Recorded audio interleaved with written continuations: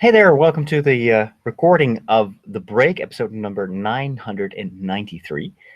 I am just live, waiting for some people to join us. In the meantime, I'm going to go to the website, or the YouTube channel, so I can see the chat and greet everyone. In case you're watching this after the fact, I'm often broadcasting my recordings of the podcasts live on YouTube.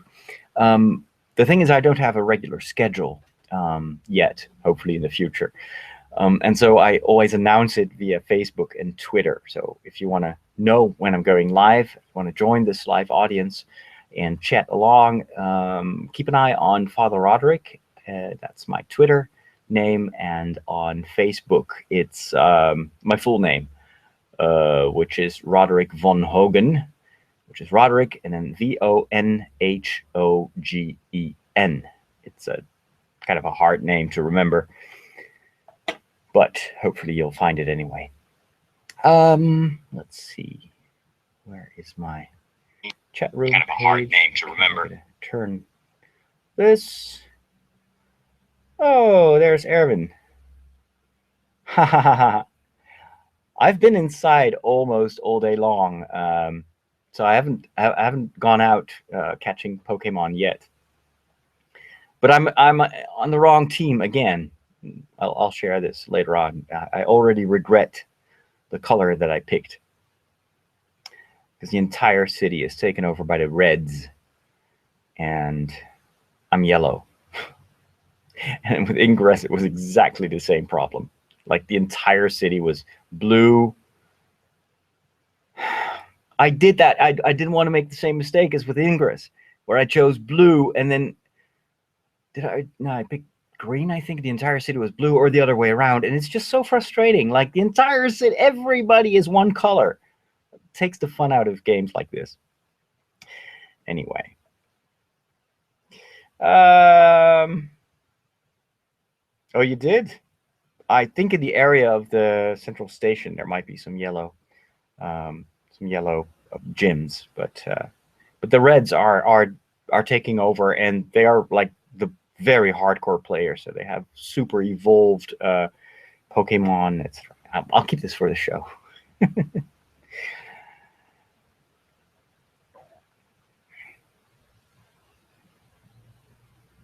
Hey, Mike, hang in there.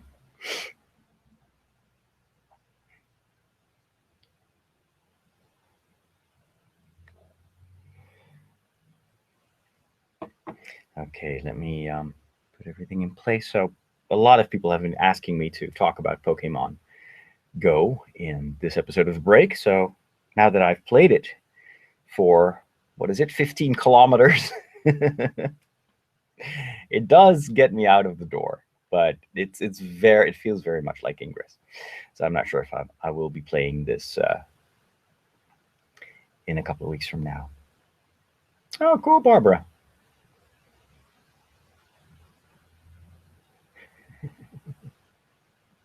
All right. I can already tell that this is going to be a popular episode.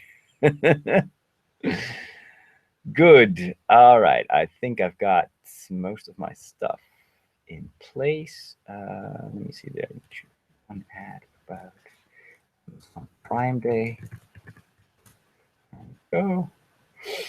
I'll try to keep an eye on the chat, but as always, it's kind of difficult with this layout of the YouTube channel. Wait a minute. Actually, I can't, because the YouTube channel is in the same browser that I use for some of my notes. Oh well, I'll do my best. Right. Do I have everything? Do you think I can start? Is Inge there? Because she needs to take notes. I don't dare to start a show without my producer. Hey, Niels. Hey, Lynn.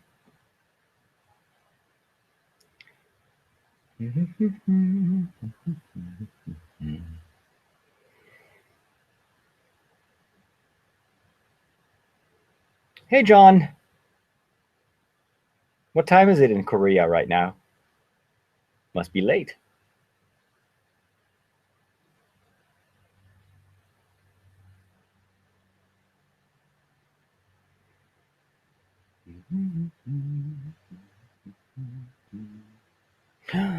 Star Wars Land sneak peek released by Disney. Click. Put everything on hold. Okay, what do they show us? We've seen this before. It's just the same artwork. Star Wars Land. It looks good though. Actually, it looks probably much better than it's going to look in real life. Huh, cool.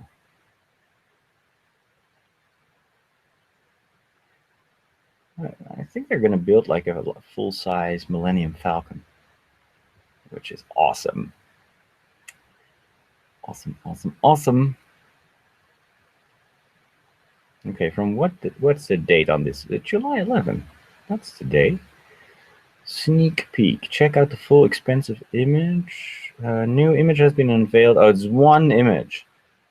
On the fence along Big Thunder Trail in Frontierland, revealing more about what guests will find in this almost Star Wars land. Gallery below. Okay. I didn't even notice it was a new image because we've seen so many of them. It looks pretty. Very pretty. Alrighty.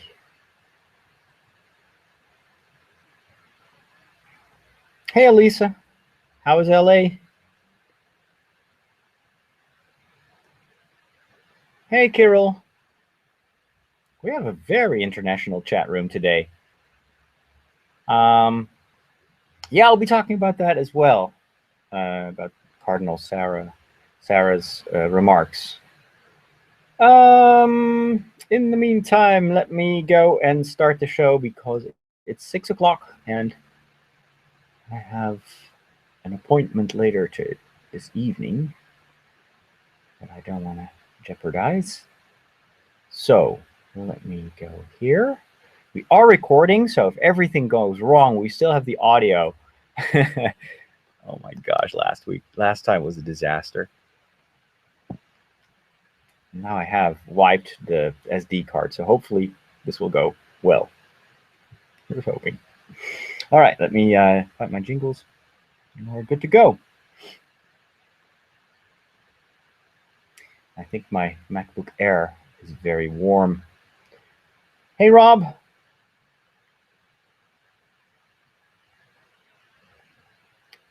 Good. All right.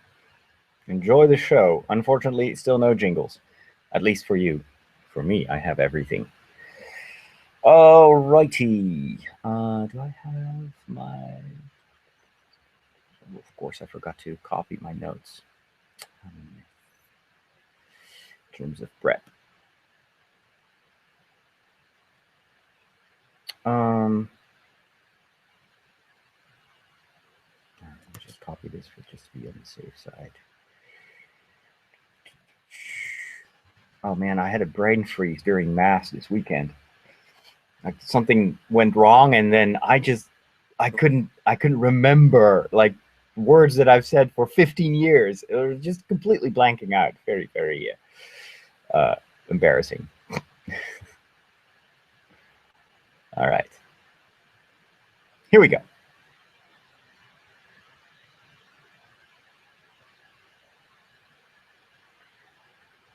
This is The Break with Father Roderick, episode number 993, recorded on July 11th, 2016. From The Simpsons to the Sacraments, from technology to theology, this show features the cool and the classical, the past and the future, the trends and the tradition. So wherever you are and whatever you're doing, it is time for a break. Welcome back to a new episode of The Break during this very warm summer, at least in some parts of the world. In other parts, it is winter and it's cold and freezing. And here in Holland, we're kind of in between, although it is finally getting a little bit better. We had terrible weather, but it is slowly going back to regular summertime. Hey, this show is brought to you by my patrons, and I really appreciate their support. If you want to join them, take a look or check out, not take out, patreon.com/Father Roderick.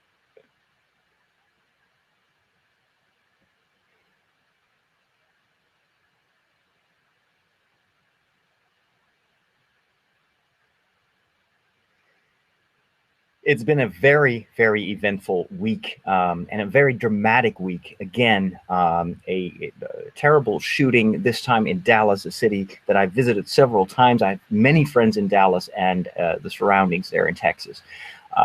And of course, it's just horrible and shocking to see all this violence, and it feels that it is accelerating, and we're getting more and more of these shootings. And of course, you kind of link that in your head, in your mind, with the gruesome terrorism that we see all over the world, and you start to wonder, in what kind of world do we live? Don't you have that when you're going through your Facebook feed or your Twitter feed and you see all this negative news, and it starts to overwhelm you to the point that you just want to shut down your computer and not look at your social media for a while? I definitely had that. It's more than we can handle. Now, of course, this is partially because we have seen a surge of uncertainty in our society, and violence is increasing. There's a lot of polarization going on. It's almost as if nobody knows how to dialogue anymore, and everybody's just shouting and yelling, and some people are using violence in order to make their points. On the other hand, so that is definitely something that is increasing, and it's very worrisome, and something I pray for a lot. On the other hand, we also should never forget that this is because we have unprecedented access to what's happening in the world. Nowadays, even compared to 10 years ago, everybody has a cell phone with a camera. And so news that is happening, including bad news, is making the rounds so much faster and in incredible quantities compared to when we were young, in a way. So never forget that. It's not because you see a lot of violence and a lot of misery that it is the only thing that's happening in the world. It's just that our media are always kind of conditioned to look for what is shocking, what is out of the ordinary, and that's why you rarely see positive news. One positive thing that you might want to check out is something that made a huge impression on me. It was a live stream by an officer who works in Dallas, who went to work the day after the shooting. His name is Brian Woodard, and you might have seen portions of his video.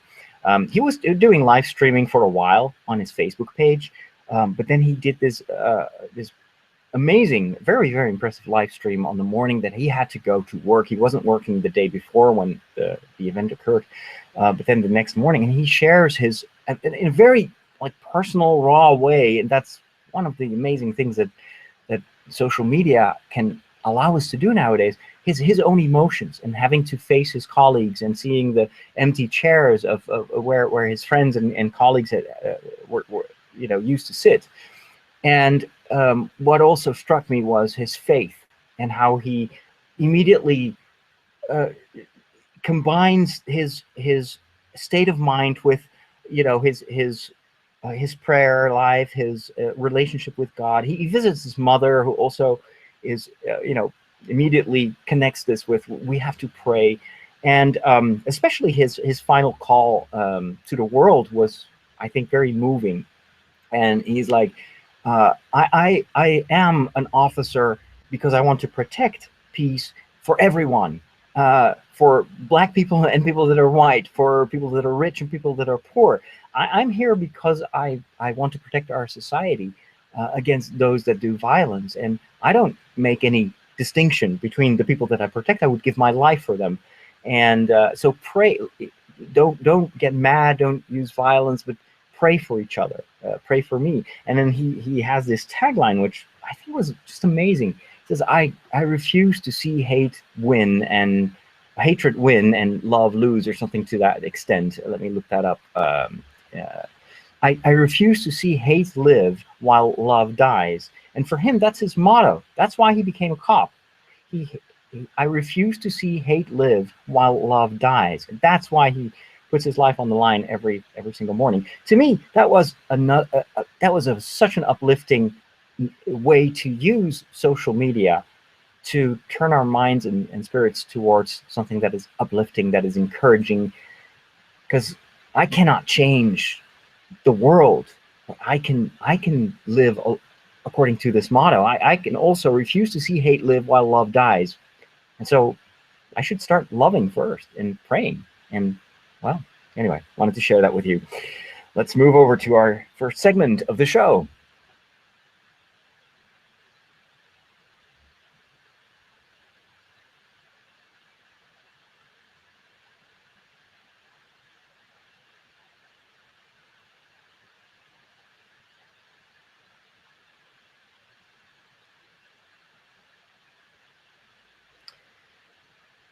One of the things that I would recommend if you feel overwhelmed with social media, and especially if something dramatic happens in the world, I don't think it's a mistake to sometimes just step back and step away from it all. This is not just everything that's going on, and to refocus and rebalance your own personal media consumption. Of course, you don't have to turn your back to what's happening in the world, or completely block out any news, but it's like it's with everything in life. Take it with moderation, but also make sure that in the things that you do, the things that you watch, the way you spend your time, it's also focused on the positive things, on the things that make you happy, that give you energy, that inspire you, and make sure that that in your life is always balanced. That's why in this show I always talk about movies and TV shows, because that's one of the those are forms of media that have that effect on me. If I've had a lousy day, or a day where everything seemed to go wrong, or I'm preoccupied and I need to kind of change my mind, I love to watch a movie or a good television show, and it helps me put things in perspective. It doesn't make the bad things in the world or in my life go away.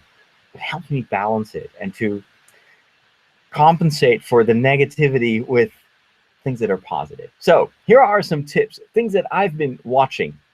First of all, Jungle Book finally went to see the movie in theaters. In 3D, it was no longer playing in the good theaters that we have with the big screen, so it was in a smaller theater.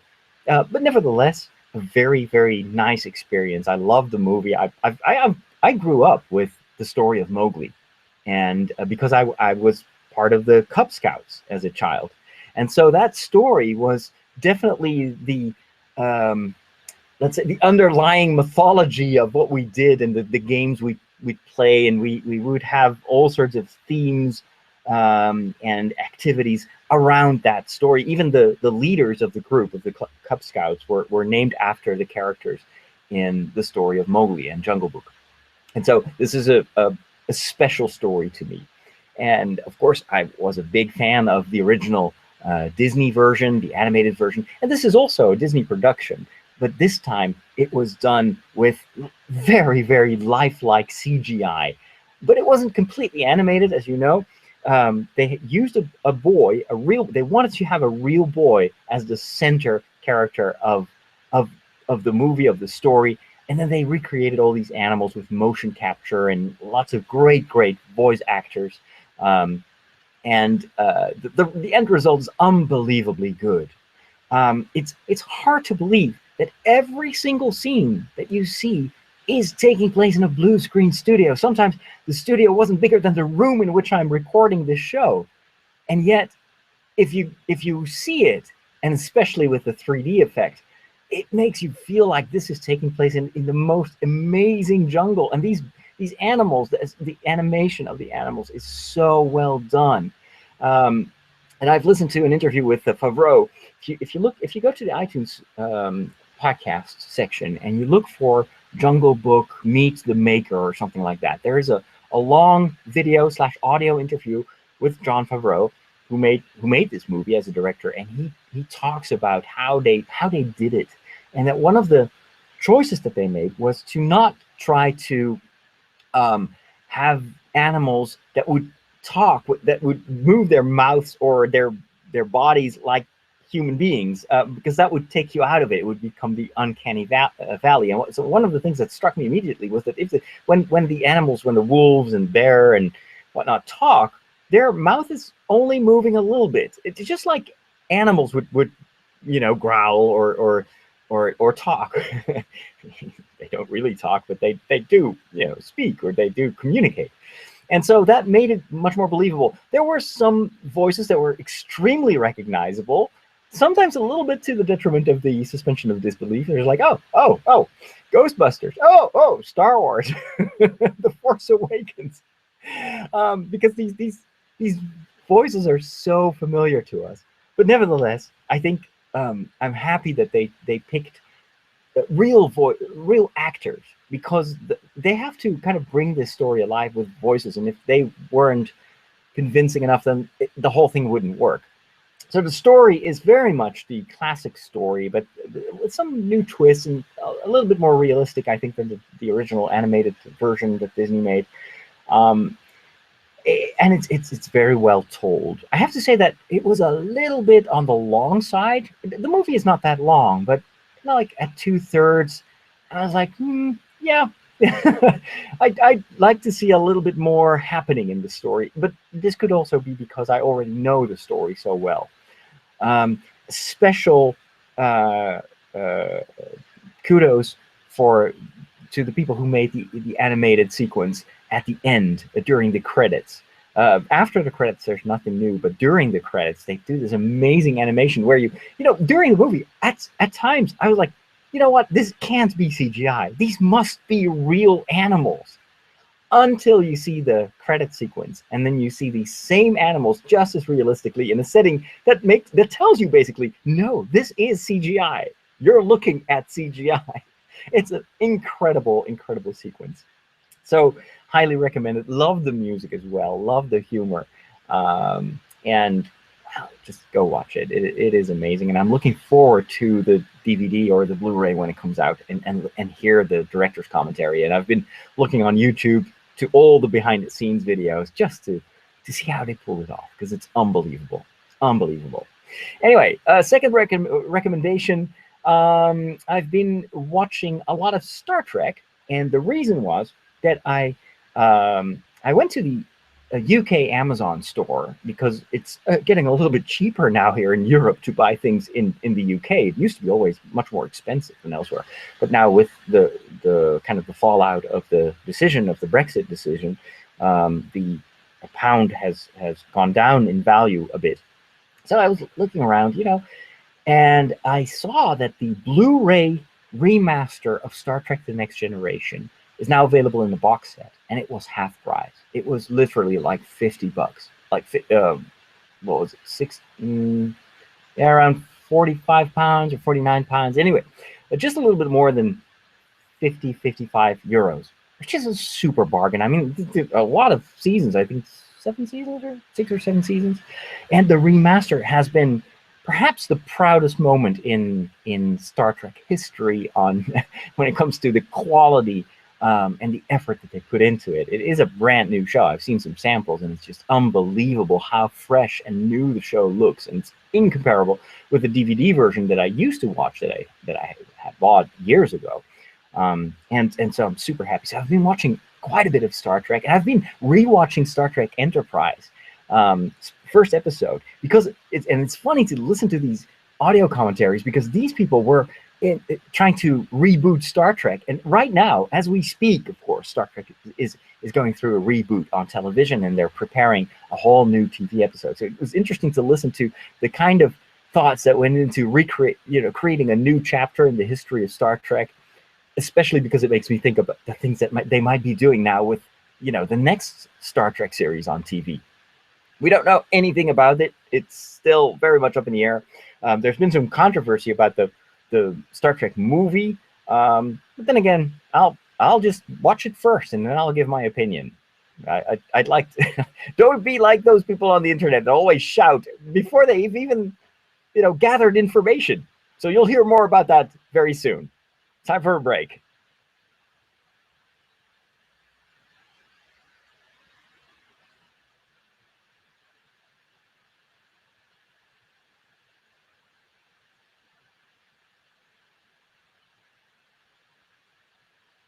This episode of The Break is brought to you by the Amazon store. And of course, you might have seen, if you're a regular customer of Amazon, that tomorrow, I'm recording this on Monday, but that on Tuesday, the 12th of July, it's Prime Day, which means that for everyone who is a Prime member of Amazon, you get a lot of deals and offers, like one-day deals.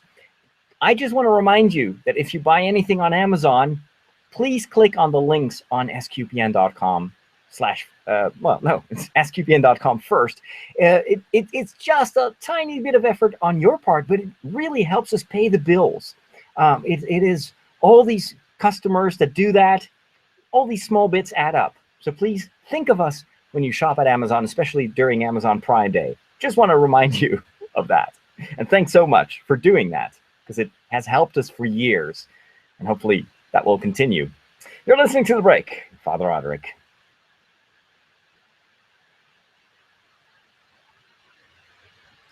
Let's talk food. One of my favorite topics, and of course also one of your favorite topics, because whenever I post something on the web that has to do with food, I get the best audience engagement. It is just unbelievable. I posted the other day a photo of a treat that a parishioner brought me. It was kind of this, what's the word? It's it's this, there's a little bit of dough on the inside. There's, Lynn knows what I'm meaning, the word that I'm looking for. It's chocolate, pure chocolate, like dark chocolate on the outside, and it's whipped cream on the inside, and it's like the size of my hand, and it's got probably the number of calories of a McDonald's meal, including fries and Coke. So it is like 1,000 calories or more. But man, it was so good. So before I ate it, I posted a photo on my Facebook account, and then you get like 100 comments on that. I just imagine that some people are just licking their screens when they see a photo like that. So it's always fun to talk about food, sweet or sour, or how'd you call it, spicy or whatever. Anyway, so the food that I want to talk about today is noodles, and more specifically ramen noodles. Now, I've been eating noodles for most of my life, as has almost anyone else. It was a staple ingredient of the kind of stuff that my mom cooked. She, of course, had learned to cook from her mom, who was Chinese. She lived in Indonesia for most of her younger life, and so we've always had a very kind of more like an Oriental type of kitchen. Added to that, the fact that my dad, who is very Dutch, does not like Dutch food. He does not like the typical, potatoes and a piece of meat kind of food. And so we rarely ate that. I remember we only had potatoes and like mashed potatoes with carrots when it was Lent. I associated Dutch food with Lent. It was a penance. And most of the time we were just eating, rice and noodles and all that good stuff. And that's still part of my own culinary identity. I prefer, when I cook, it's most of the time, like a majority of the time, I'm cooking more Oriental dishes. And the second big thing that I cook, and that's of course because of my time in Rome, is Italian food, and then all the rest. But most of the time it's Oriental. Well, let's talk about, a profiterole. That was the word that I was looking for. Thank you, Lynn. Anyway, so it's like a big profiterole, as big as I guess as big, not a bowling ball, but the ball that you use for what's that other sports, whatever, not like a tennis ball, a little bit bigger than a tennis ball. Anyway, so noodles. However, I did not know much about noodles. I thought noodles were noodles, and you've got like the smaller noodles, and you've got the flat noodles, and that was about it. Little did I know how long have I lived my life now without knowing the secret to noodles and the diversity of noodles. It's unbelievable. So I was watching this episode on Netflix, and it's on Netflix Europe, so don't look for it if you're in the United States or Canada. instead, if you live in North America, you can watch those episodes online on the website. It's called the mind of a chef, I think, or the chef's mind. Anyway, one of those. And it's about this guy. He's from Korean origin, but he lives in New York. He has a restaurant in New York. He loves noodles. He spent some time in Japan learning how to cook noodles, among other things. And so his first show, the first episode of The Mind of a Chef, takes us to Japan, and he and a friend go and sample all these different ramen noodle restaurants. And I was watching it and thinking, wow, I had no idea that you could eat noodles like that. We don't have that many Japanese restaurants here in the Netherlands, and the ones that we do have are almost exclusively focused on sushi, as if the Japanese kitchen is only sushi, which is ridiculous, of course. But that's kind of the the narrow culinary mind, I think, of many of my fellow Dutchmen. They focus on what they think a cuisine is. Like for them, Italian cuisine is pasta. Well, there's so much more to it than that. But here it's pasta or pizza. Chinese food, the kind of stuff that you get if you order typical takeaway stuff at the local Chinese restaurant, it is not Chinese. It's a blend of a little bit of Chinese, but mostly Indonesian food that they kind of have Chineseified. So anyway, I'm totally unfamiliar with the Japanese tradition of eating noodles. And ramen noodles, honestly, I've always thought that ramen noodles were those instant noodle things that you buy, the little packages where it's basically these very thin noodles. You cook them for 3 minutes, and then you have these little plastic containers with a bit of oil, sometimes a bit of spices, and you mix that, and it's very unhealthy and loaded with salt. But while watching this episode, I was like, that looks so appetizing. And ramen noodles are not the same thing as instant noodles. They're different, a specific type of noodles. And one of the things that the surface of those noodles make them more prone to absorbing soup or a broth. But the secret to noodles is the combination of those noodles, and the ramen noodles stay a little bit more firm when they're mixed with soup. It's very different from, let's say, rice noodles or Chinese noodles that tend to dissolve if you put them in soup for too long. Ramen noodles have been fabricated in a way so they kind of maintain their firmness, provided, of course, that you cook them for 6 minutes and then stop the cooking process by pouring cold water on those noodles. So what I did was I went out, I've been looking everywhere to find ramen noodles. Very hard to find. Very expensive too. But anyway, I found ramen noodles and I made a broth. And then I did, and it has to be kind of a reduced broth so that it's not like this clear, very liquid broth, but it has to be a little bit more, like reduced by at least a third. And then what you do is you take a bit of those noodles and you put them in the soup, and then the soup sticks to the noodles. And I cannot tell you the sensation of eating noodles like that. I have been completely addicted to ramen noodles for a week now. I've been eating them almost every day. It's hard to stop. And then experimenting with creating these different broths, and I'm getting a little bit more. The first one that I made was just with instant soup. And then I tried to experiment a little bit more, and trying to add more flavor into the broth itself. And it's so much fun. And it's something that I've never tasted before. Now I want to go to Japan and sample the real deal, because I'm rewatching that episode time and again. And I was like, oh, I just wonder how that tastes. You see the host eating that stuff, and you're like, man, I have some kind of like a fuzzy mental image of what it probably tastes like, but it's unlikely that it has to do with anything with reality. Same thing with, I'm watching MasterChef Australia now, the 8th season. And you see the host eating all that good stuff, and you can't taste it. I want to be there, taste it for myself. So if you have any ramen noodle recipes for me, your favorite ramen noodle recipe, let me know. I want to try them all out. Ramen noodles, got to catch them all. Speaking of which, it's coming up later in the show. We'll be talking about the big digital sensation at the moment, which is Pokemon Go. And if you're listening to this 5 years from now, you're like, oh yeah, I remember. That's old. But now, while I'm recording this is super hip and everybody's playing it. So that's coming very soon.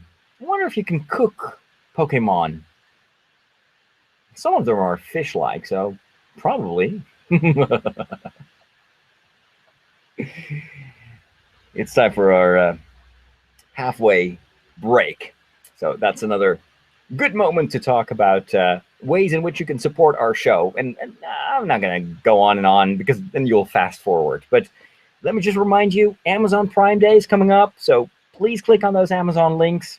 Do us a favor and shop at your favorite online store, but do that while you are supporting SQPN. Helps us pay the bills. This is also a show that is brought to you by Bluehost. If you want to start a website, if you have some time in summer holiday, and you've always wanted to start your own blog, well, Bluehost is a great destination for your blog, and you can start the right way because Bluehost has one-click installation of a full-fledged WordPress blog.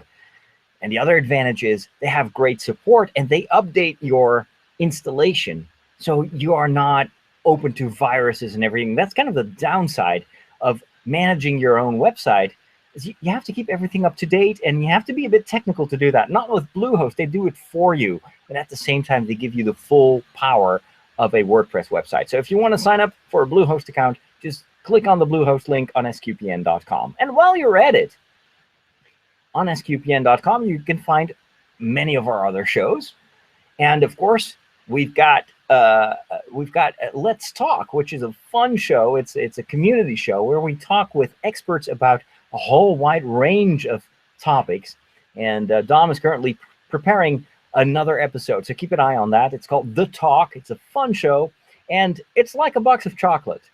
You never know what you're going to get. So if you like that kind of, a lot of the shows that we listen to are very intentional. There's one topic, it's very niche. I personally like to have a number of subscriptions to podcasts that are more general, where every show has a different theme, because it makes me discover the world. And if it's pre-selected by my own preferences, I will never discover something new, right? That's why we have a show like Let's Talk. And then, of course, I've got my second podcast, which is called The Walk. For those of you that are new, it's a very personal show where I go out for a walk and I share what's going on in my life, my thoughts. Sometimes it's spiritual, sometimes it's very practical. Sometimes it's about the things that go really well and, experiences that I want to share so that you can hopefully learn something from them. But it's also at times about struggles and about setbacks and things that don't go right. And I just share my process of trying to live with, broken me or a broken world. And that's hopefully also something that people can relate to because, no one is perfect. We're not superheroes. And so hopefully the things that are sometimes difficult for me can be relatable. And my process of overcoming those difficulties can help you too. So that's called The Walk at sqpn.com/The Walk. And there's much more on sqpn.com. And with that, it is time for part 2 of our show.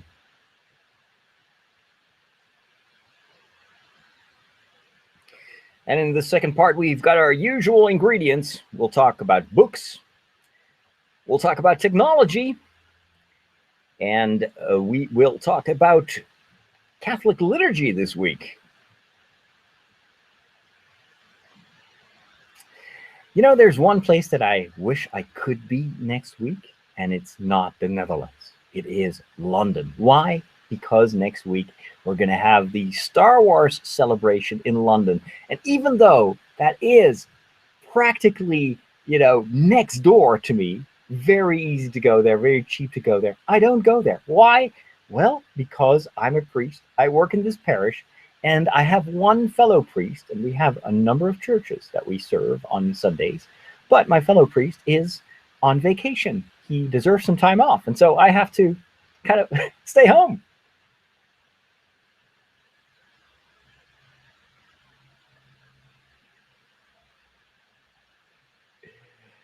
So instead, I'll just be watching the live streams. And of course, there's one thing that's coming up, and that is the new trailer for Star Wars Rogue One. And, well, that might be a reaction video. I'm not making any promises, and I'm not sure if I can always be as excited as I am in the existing reaction videos, but I'll give it a try. Anyway, and hopefully a lot of my friends are going there and will be sharing their experiences. So I can live vicariously through their eyes what's going on there in London. I do hope to be in Anaheim next year. That's going to be a massive. That's going to be the year of Star Wars 8. I'm not sure if I can, because sometimes they plan these events like on the Easter weekend. I was like, you're excluding every single Catholic Star Wars fan that, wants to do the Catholic thing during Easter Sunday. Why can't I go there? Anyway, we'll see. Sometimes you just have to accept that you can't be everywhere, and you can't live through every experience that's available to the rest of the world. It's just part, be happy with the things that you have. That's also the art of living, but it's hard if you're a super fan and you want to be among other fans. Anyway, let's talk about books. There is a very cool thing. You know that I'm a big fan of Blinkist, which is this service that reads books for you and then summarizes them in really easy to read notes that will take you about 10 to 15 minutes. And you can sample and you have a very good idea of what's in the book. It's a subscription-based service. I love it. It's been really helpful for me to quickly sample a lot of the top 10 books that are out there. This is all nonfiction, so it's a lot about science and psychology and all those business management things that I really want to know about and want to learn about. They just added something to the subscription that I already had, which is absolutely fantastic. I knew that they had for the most expensive subscription, which I don't, well, I can probably afford it, but it's a little bit too expensive for my kind of use, and I don't have enough time. But for their a top tier subscription model, you can listen to those notes in audio form, which is great for someone like me, because I'm a very much someone who learns by hearing. For me, the ideal combination of learning is reading while hearing it. That's how I did all my studies in university. I was always reading out loud what I read. Had the additional advantage for me to train my languages. While I was still studying in the French part of Belgium, I was just reading out loud a lot of those French books, which enabled me to physically train my body to speak French. And you cannot underestimate the importance of that. The same is true with English. The reason that I'm pretty fluent right now in English is I've been training this for 10 years. I've been speaking English almost on a daily basis because of these podcasts, because of the work that I do and the people that I communicate with. And that just helps your tongue, your mouth, your whatever brain to adapt itself gradually over time to a new language that is not your mother tongue. And it did the same for me in German and in French as well. Not so much in Italian, unfortunately, because I never really studied Italian books. I was always reading English stuff, and a lot of my courses while I was in Rome were also in English, and that's probably the reason that my Italian is a bit behind compared to my other languages. Anyway, it's never too late to learn. Why am I talking about this? Oh yes, so I'm more of an audio reading type of student. Well, the cool thing is, for the kind of the middle subscription at Blinkist, they will make available an audio version of the notes on a daily basis, and every day it's a surprise what the pick of the day is. But it is available both as notes and in an audio version, and I love that. And not only do I like that it's available for one day only in audio format, but it's also it's the pick of the week, of the pick of the day. So every day there's something new to discover. So go check it out on Blinkist. I'm an affiliate, by the way. So if you sign up for Blinkist, that's another way to support what I do. Get a little bit kickback from those subscriptions. However, I would recommend it even if I wasn't using it and if I weren't an affiliate.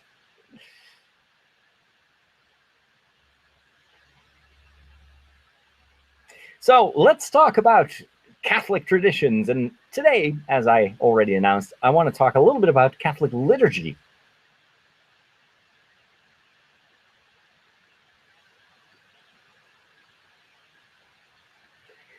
The crazy liturgical rules of the Catholic Church. Crazier than Blockbuster Video when it was still around. The liturgy in the Catholic Church has a lot of rules. And one of the primary reason of that, of course, is that it is super ancient. The Catholic liturgy that we celebrate is 2,000 years old. It stems from the early days of the Church, but a lot of the elements go even further back in time because they stem from the Jewish liturgical celebrations.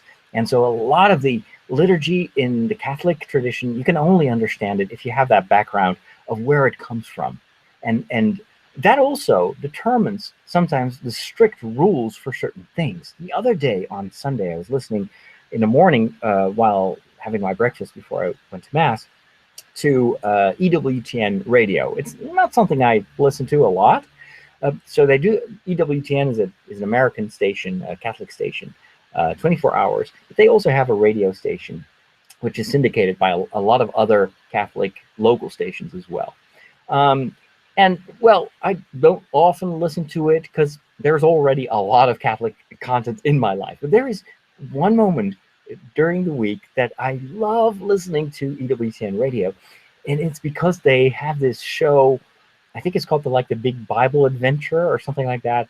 And it's basically exegesis of biblical stories.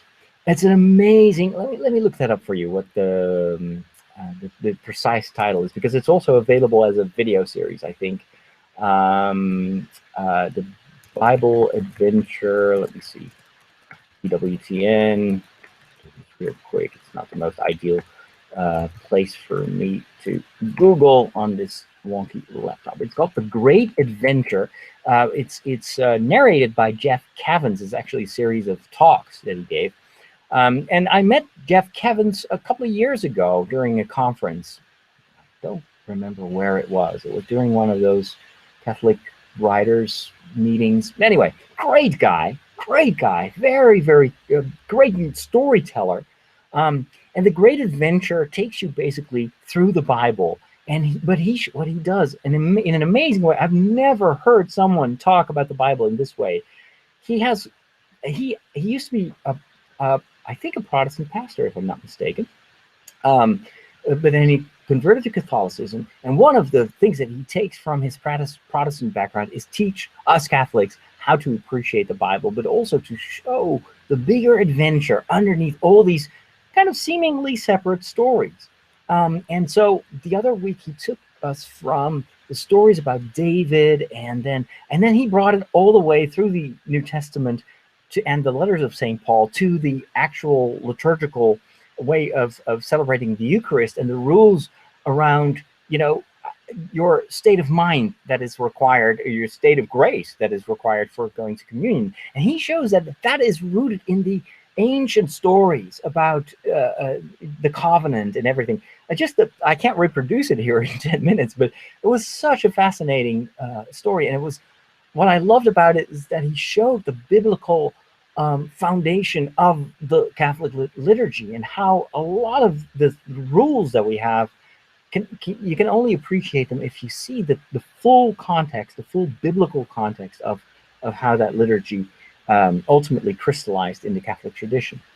So fascinating number of reading. And now I want to listen to the whole thing, and it's probably, well, it might be available. It might be very expensive as well. So I'll keep listening to that show and the part of the show that I can catch before I have to go preach. But oftentimes when I have a homily in my own church, I'm inspired by those stories and by what I've learned. That's for me, it's the That's the best thing radio can do, is teach me something that widens my mind and just opens me to like, oh, I've been reading these Bible stories for years and I never saw these connections. I never knew where it came from, and unbelievably fascinating. Anyway, so the other day there was quite a bit of um, debate going on the internet because of a talk given by Cardinal Sarah, who is the head of the, let's call it the congregation, it's the Department for Liturgy in the Vatican. And Cardinal Sarah, I think he's a Nigerian cardinal, but I might be mistaken.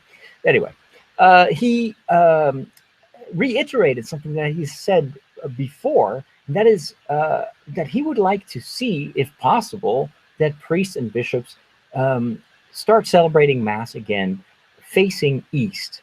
And some people say, well, that's like turning your back to the people in the pews, right? Because the priest is then going to the altar, and the people in church only see his back.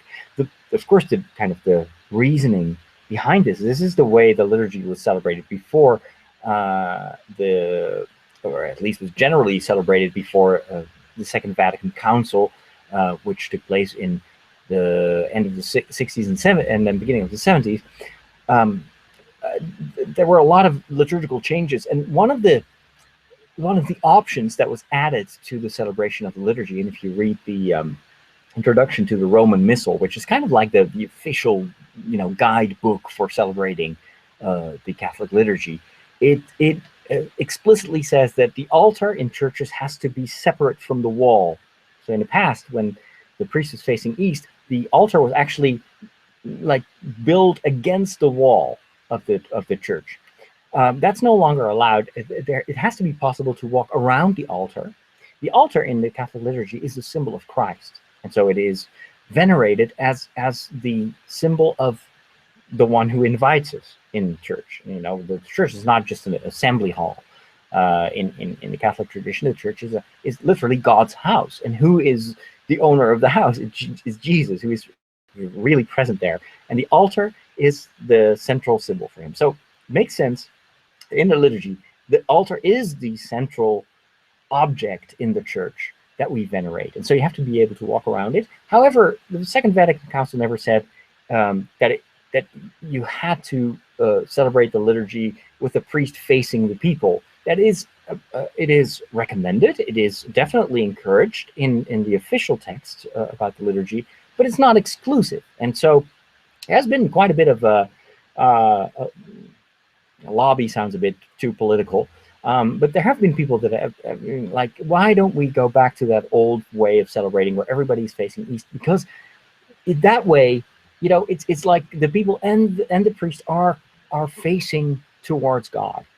And Cardinal Sarah also mentions a number of downsides of the changes where the priest is facing the people, that in some cases the altar is more like a stage and the priest is more behaving like an entertainer, and the sense of sacredness of the liturgy has gone.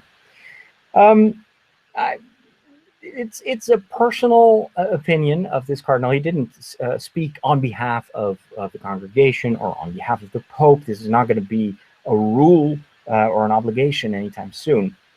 And I think, the point that he makes, like, our churches should be places where there is a sense of sacredness and the priest is not an entertainer. I totally agree.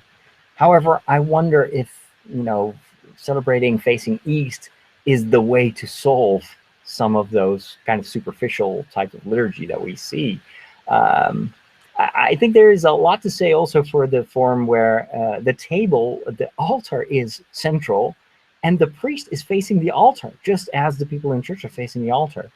I think the most important thing to fix is probably not the orientation of the priest during the liturgy, but it's the inner attitude. It's the heart. If there is a sense of sacredness and a certain,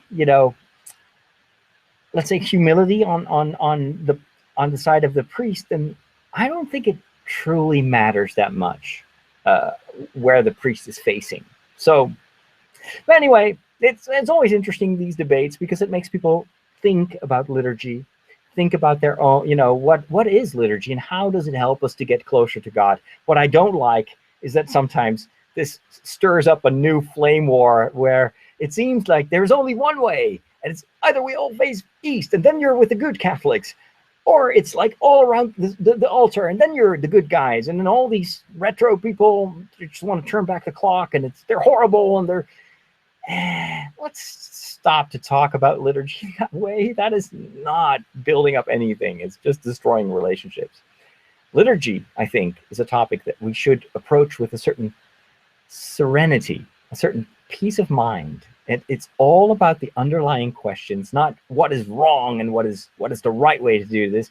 What is the best way to find God? And how can liturgy and the way we celebrate it be conducive to that? How can it help us? Well, certainly not the intention, I think, of liturgy to be so divisive and stirring up wars. It's about searching God, not searching the scent. Oh, well. You're listening to The Break. I am Father Roderick, and it is time for our last topic of the show. And many of you have been waiting for this because it was announced in the title, and you've seen the picture of this in the show notes. And it's like, come on, talk about the big thing this week. And that is the start of Pokemon Go. I know that some of you are now tempted to stop the recording of like, it's going to talk about digital entertainment and other completely irrelevant stuff to the world and to me in particular. But hang on. This is important, even if you're not a player, even if you don't like video games. This is important just by the sheer size of this thing that is called Pokemon Plus. Now, for those of you that are completely new to this, what is Pokemon? It sounds weird. Pokemon is a video game that was initially developed by Nintendo, and it's been around for years, if not decades. And the early versions were played on these handheld Nintendo devices, and the idea was you are a boy or a girl who lives in an imaginary Japanese land based on real areas, and there's an underlying story that you are an explorer, and you try to find Pokemon. Pokemon are little creatures, animals. A lot of them look and sound like animals that we are familiar with, but they're all kind of fictionalized versions. So they're also flying dragons and whatnot. And you walk around in this world and you try to catch them all. And the way you catch them is by using a ball, a Pokemon ball, which has a kind of a half of the ball is red and the other half is white. And when you throw it at a wild Pokemon, it opens up, and if you aim right and you have the right timing, it will suck up the creature and will try to capture it. Now, some of these Pokemons are really wild, and so they might break free, and then you have to throw another ball or a bigger ball, and then hopefully over time you will catch a number of those Pokemon creatures. And the second aspect of the story is, while you are traveling the land, you are encountering other explorers and other Pokemon trainers, because the fun thing is you're not keeping these animals in a zoo, but you are training them to fight for you and to help you conquer other Pokemon. And you can actually train these animals so they get stronger and better at what they do. They can also evolve. So after a while, you gather enough energy or points or whatever it is, and you can invest that into a metamorphosis of your favorite Pokemon creature. So they become, like, for instance, you have like a miniature dragon and it becomes a big dragon and gets wings and it can fly and it has more strength to attack and different, and you can use different strategies. And there's also, the gameplay is very much based on, who is fighting who. And so some Pokemon are much more effective against another type of Pokemon. So you've got land and air Pokemon and water Pokemon and whatnot, fire Pokemon. And so there's a bit of strategy involved as well, trying to build up your collection of Pokemon. And there are a ton of Pokemon. Like every time there's a new iteration of the game, they add more Pokemon creatures to the game. Now, this used to be, I wouldn't say a niche thing because it's a super popular game, but very much aimed at kids. And so the big thing that happened recently is that Nintendo allowed a software company to create an online, like a real, how would you say that, like a mobile version of Pokemon.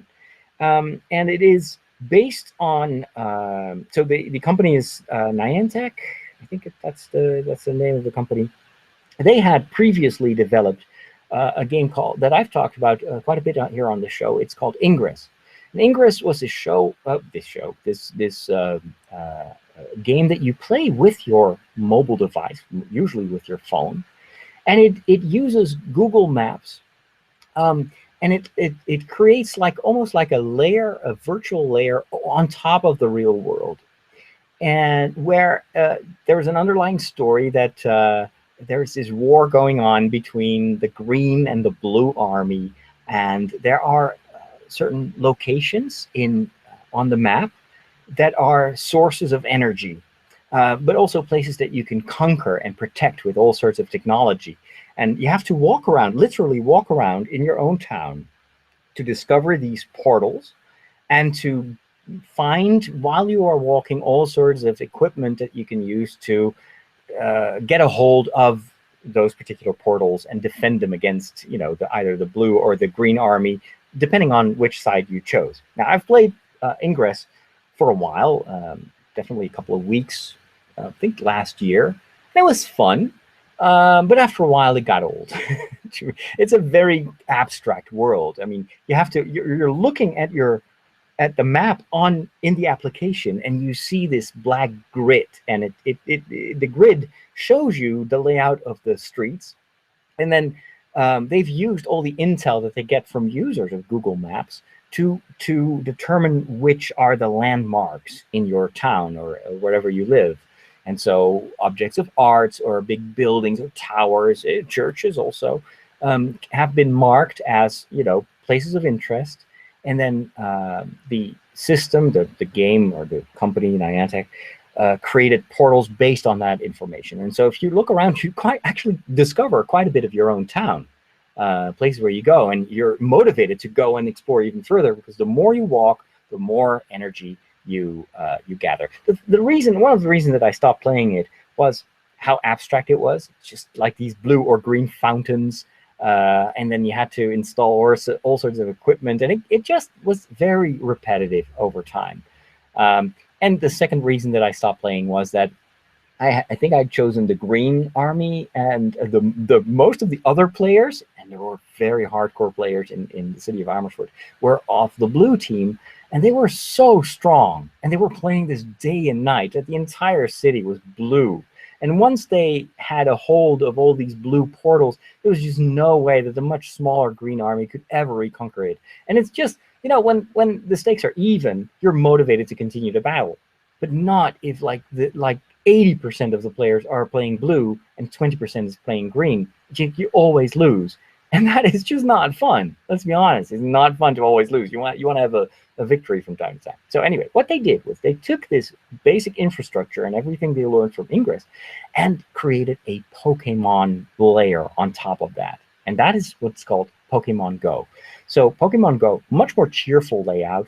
I've actually opened the app in my phone so I can talk about it. And you see the layout of the street where I live, and you see that actually my church has been turned into a portal.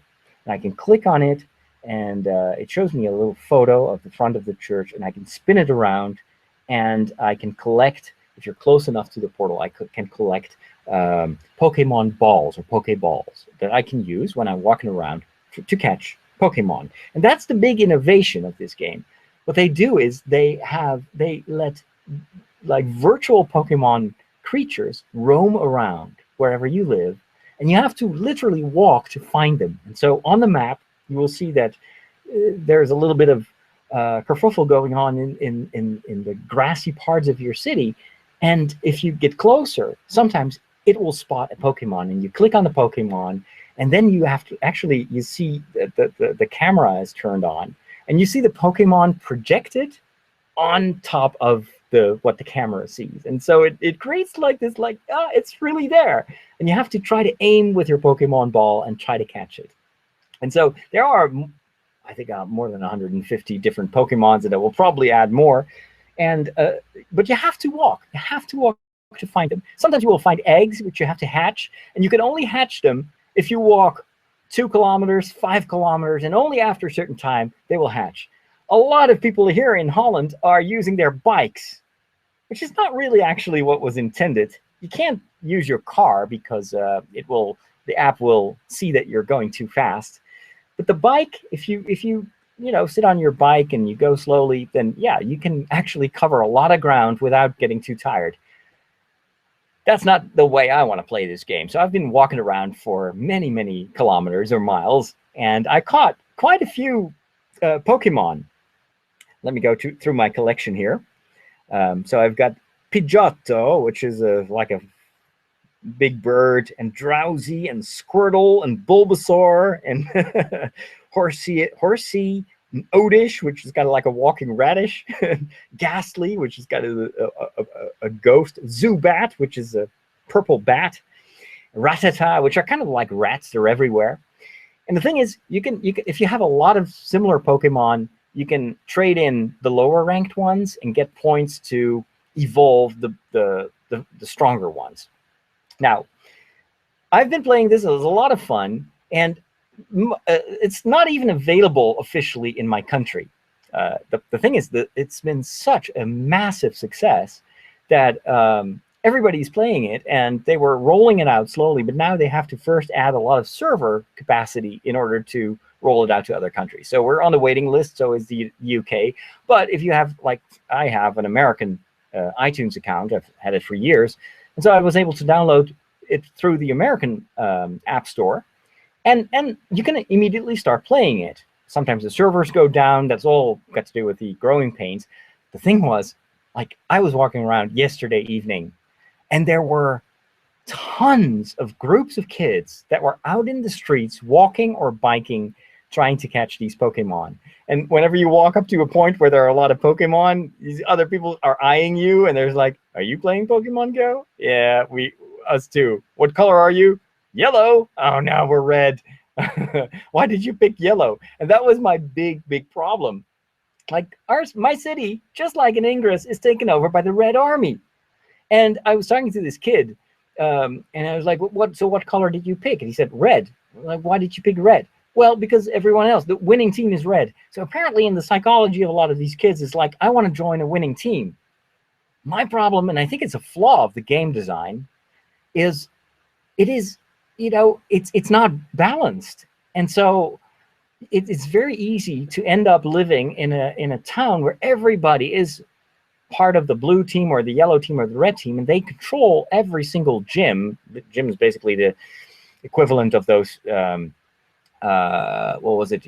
portals in Ingress. And some of these hardcore players are so strong, you will never win anything, and that's frustrating.